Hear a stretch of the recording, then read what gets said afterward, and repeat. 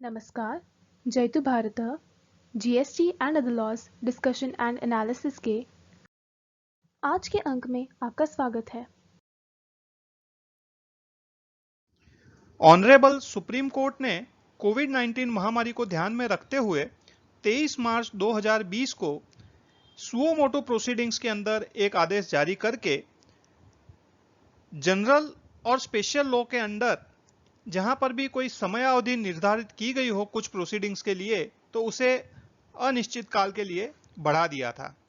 बाद में 27 अप्रैल 2021 को उस आदेश को फिर से रिस्टोर कर दिया था।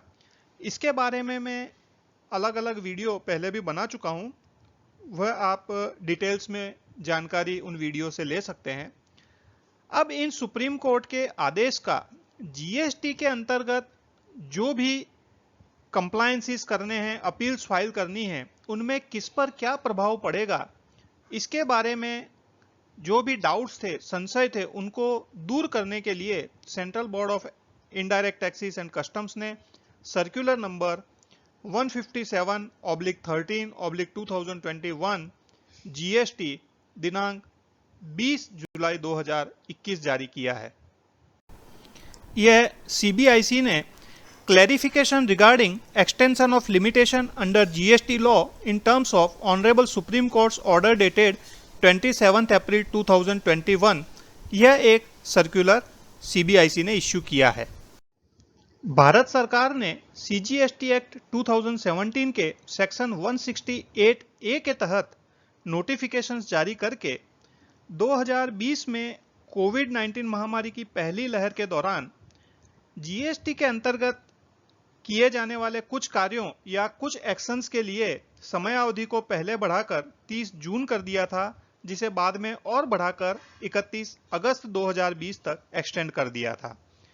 इसी प्रकार कोविड-19 महामारी की दूसरी लहर के दौरान भी कुछ एक्शंस के लिए नोटिफिकेशन सेक्शन 168 ए के तहत जारी करके समयावधि को पहले 31 मई 2021 तक बढ़ाया गया था, बाद में उस समयावधि को बढ़ाकर 30 जून 2021 कर दिया था। इन नोटिफिकेशंस में स्पेसिफिकली लिखा हुआ था कि किन एक्शंस के लिए यह समयावधि बढ़ाई जाएगी और किन एक्शंस के लिए यह समयावधि लागू नहीं होगी। लेकिन सामने सुप्रीम कोर्ट्स के जो ऑर्डर थे उसमें अपील्स, पिटीशंस फाइल करने के लिए और अदर प्रोसीडिंग्स के लिए समयावधि अनिश्चित काल के लिए बढ़ा दी गई थी। इसलिए यह डाउट था कि क्या सुप्रीम कोर्ट का यह ऑर्डर सभी एक्टिविटी पर, जीएसटी के सभी एक्शंस पर लागू होगा या कुछ लिमिटेड एक्शंस पर ही लागू होगा। इन डाउट्स को क्लियर करने के लिए यह सर्कुलर इश्यू किया गया है। इस सर्कुलर में जो ऑनरेबल सुप्रीम कोर्ट का 27 अप्रैल 2021 का ऑर्डर है, उस ऑर्डर को रिप्रोड्यूस किया है और उसके ऊपर आगे डिस्कस किया गया है। यह मैटर जीएसटी काउंसिल की 43वीं मीटिंग में भी डिस्कस हुआ था और उसमें भी यह निर्णय लिया गया था कि जहां पर भी ऑनरेबल सुप्रीम कोर्ट के आदेश के आधार पर ज़्यादा टाइम लिमिट मिलती है तो वह सुप्रीम कोर्ट का ऑर्डर ही प्रिवेल करेगा। इसके अलावा central board of direct taxes ने, सीबीडीटी ने इनकम टैक्स पर्पस के लिए ऑलरेडी एक सर्कुलर नंबर 10 जारी कर ही दिया है, जिसमें लिखा था कि ऑनरेबल सुप्रीम कोर्ट का ऑर्डर जहां पर बेनिफिशियल है वहां पर वही टाइम लिमिट लागू पड़ेगी। उस सीबीडीटी के सर्कुलर के बारे में भी एक वीडियो अलग से बनाया हुआ है, वह भी आप देख सकते हैं। इस पृष्ठभूमि में यह ऑनरेबल सुप्रीम कोर्ट का ऑर्डर कहां कहां पर लागू होगा उसके बारे में सीबीआईसी ने लीगल ओपिनियन लिया और लीगल ओपिनियन के जो मुख्य बिंदु हैं वह इस प्रकार से हैं।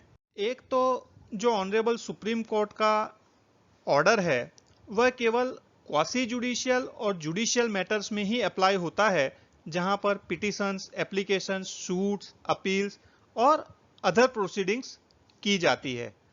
यह जो सुप्रीम कोर्ट का ऑर्डर है टाइम लिमिट एक्सटेंड करने का, वह इसके अलावा की जो दूसरी एक्शंस हैं या दूसरी प्रोसीडिंग्स हैं सीजीएसटी एक्ट के तहत, उस पे यह लागू नहीं होता है। दूसरा, यह जो ऑनरेबल सुप्रीम कोर्ट का ऑर्डर है जिसके द्वारा लिमिटेशन पीरियड बढ़ा दिया गया है, वह केवल अपील के लिए लागू पड़ता है। जो ओरिजिनल एडजुडिकेशन है उसकी प्रोसीडिंग के लिए समय सीमा नहीं बढ़ाई गई है। अर्थात जो जीएसटी के अंदर एडजुडिकेशन नॉर्मल पीरियड के लिए 3 साल के अंदर कर देना है, तो उसकी समय सीमा नहीं बढ़ाई है। या जैसे रिफंड का डिसीजन 2 महीने में ले लेना है, 2 महीने के बाद में रिफंड दिया जाता है तो इंटरेस्ट देना पड़ेगा डिपार्टमेंट को, तो वह समय सीमा भी इस सुप्रीम कोर्ट के ऑर्डर से नहीं बढ़ती है।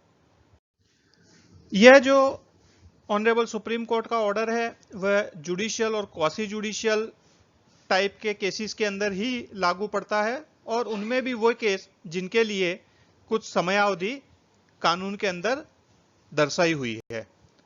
साथ ही यह भी ऑब्जर्व किया है कि ऑनरेबल सुप्रीम कोर्ट ने समयावधि तो बढ़ा दी है, लेकिन इसका अर्थ यह नहीं है कि जो भी जुडिशियल क्वासी जुडिशियल प्रोसीडिंग्स जहां पर भी पेंडिंग है तो उनको वहीं पर रोक देना है जब तक फिर से नया आदेश न आए। एक्चुअली वह जो प्रोसीडिंग्स है उनको कंटिन्यू ही रखना है जिस भी प्रकार से संभव हो, चाहे फिजिकल मोड से या वर्चुअल मोड से। सीबीआईसी के अंदर जो भी क्वासी जुडिशियल प्रोसीडिंग्स हैं वह वर्चुअल मोड से वीडियो कॉन्फ्रेंसिंग के द्वारा हो ही रही है। जहां पर असुविधा हो, कोविड के केसेस ज्यादा आ गए हों, तो उस समय थोड़ी सी डिले हो सकता है, लेकिन इस प्रोसीडिंग्स को कंप्लीटली रोक नहीं देना है।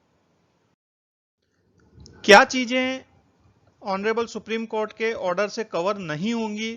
तो जो scrutiny of returns, issuance of summons, search, inquiry, investigation, arrest, ये सब चीजों के लिए यह सुप्रीम कोर्ट का ऑर्डर लागू नहीं होता है, और इन सब कार्य के लिए जो भी समयावधि है उनके हिसाब से यह कार्य कंटिन्यू ही रखने हैं।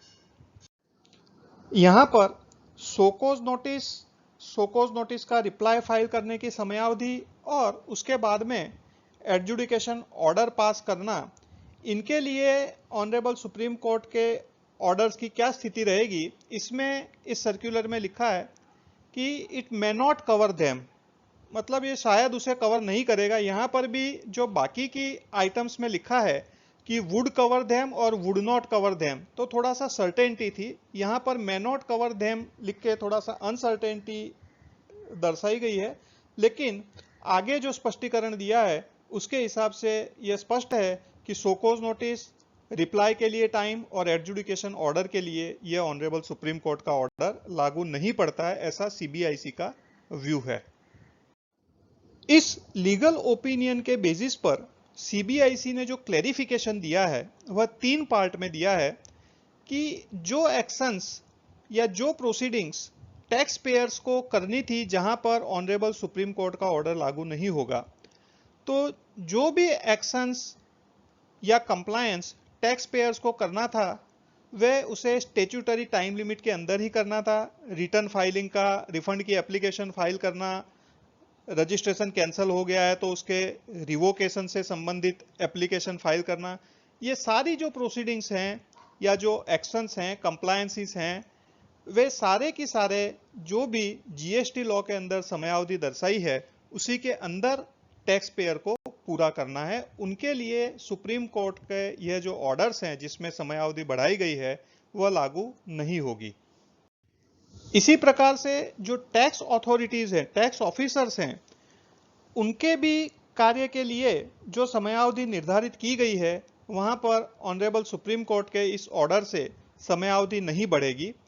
जो रिफंड देने के लिए समयावधि निर्धारित की गई है, रजिस्ट्रेशन कैंसलेशन करने के लिए जो application for revocation of cancellation of registration आई है उसे कितने दिन में डिस्पोज ऑफ करना है, एडजुडिकेशन प्रोसीडिंग्स डिमांड नोटिस का कितने समय में करना है, वह सभी चीजें निर्धारित समयावधि के अंदर ही पूरी करनी है। जो अपील ऑलरेडी फाइल हो चुकी है ऑनरेबल सुप्रीम कोर्ट के ऑर्डर आने से पहले, उनको भी जैसे नियमित तौर पर हियरिंग करके डिस्पोज ऑफ करते हैं उसी प्रकार से उनका डिस्पोजल करना है। उनमें भी ऑनरेबल सुप्रीम कोर्ट के ऑर्डर का कोई प्रभाव नहीं पड़ेगा। तो सुप्रीम कोर्ट के इस ऑर्डर का जिसमें समयावधि बढ़ाई गई है उसका प्रभाव कहां पड़ेगा?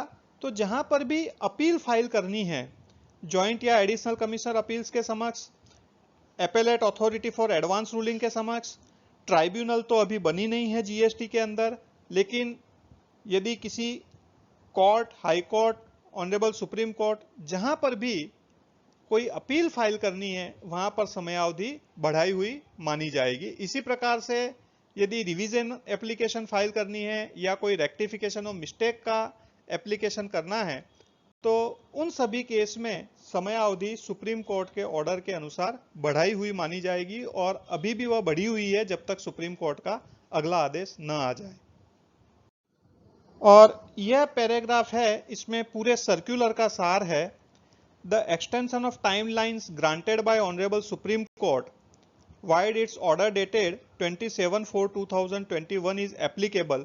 जो 27 अप्रैल 2021 का ऑनरेबल सुप्रीम कोर्ट का ऑर्डर है जिससे समयावधि बढ़ाई है वह किन किन चीजों में लागू होता है? Is applicable in respect of any appeal which is required to be filed before joint additional commissioner appeals. कोई भी अपील जो जॉइंट एडिशनल कमिश्नर अपील्स के समक्ष फाइल करनी है, कमिश्नर अपील्स के समक्ष फाइल करनी है, appellate authority for advance ruling के समक्ष फाइल करनी है, ट्राइब्यूनल या अलग अलग प्रकार की कोर्ट्स या क्वासी जुडिशियल अथॉरिटी के समक्ष फाइल करनी है, या कोई रिवीजन या रेक्टिफिकेशन ऑर्डर करना है, उनमें यह समयावधि लागू होगी and is not applicable to any other proceedings under GST law. यह जो बताई हुई है इनके अलावा की किसी भी प्रोसीडिंग्स जीएसटी लॉ के अंतर्गत उसमें समयावधि बढ़ाई हुई सुप्रीम कोर्ट के ऑर्डर से नहीं लागू होगी। उनके लिए जो section 168A of CGST act या स्टेट जीएसटी एक्ट के अंतर्गत जो नोटिफिकेशंस जारी किए हैं उनमें जो समयावधि दी है वही समयावधि लागू पड़ेगी। इसलिए जहां पर भी किसी टैक्स पेयर का रिफंड एप्लीकेशन करना 2 साल से ज्यादा समय हो गया है तो वह समयावधि अब एक्सटेंड नहीं मानी जाएगी। जहां पर रजिस्ट्रेशन कैंसिल हो गया है उसको रिवोकेशन करने के लिए एप्लीकेशन 90 दिन के पीरियड में नहीं कर पाए हैं तो वह 90 दिन का पीरियड और ज्यादा एक्सटेंड नहीं माना जाएगा। इसी प्रकार से अन्य जो भी प्रोसीडिंग्स हैं जीएसटी लॉ के अंतर्गत जो पैरा 5 में दर्शाई हैं अपील के अलावा की, उनमें कहीं पर भी ऑनरेबल सुप्रीम कोर्ट के जजमेंट का लाभ नहीं लिया जा सकता। यही स्पष्टीकरण है सीबीआईसी के इस सर्कुलर नंबर 157 का। आज के अंक में बस इतना ही। धन्यवाद। Please like, share and subscribe. आपको और किसी जीएसटी रिलेटेड विषय पर जानकारी चाहिए विशेषतः तो कमेंट्स में लिख सकते हैं। जय हिंद।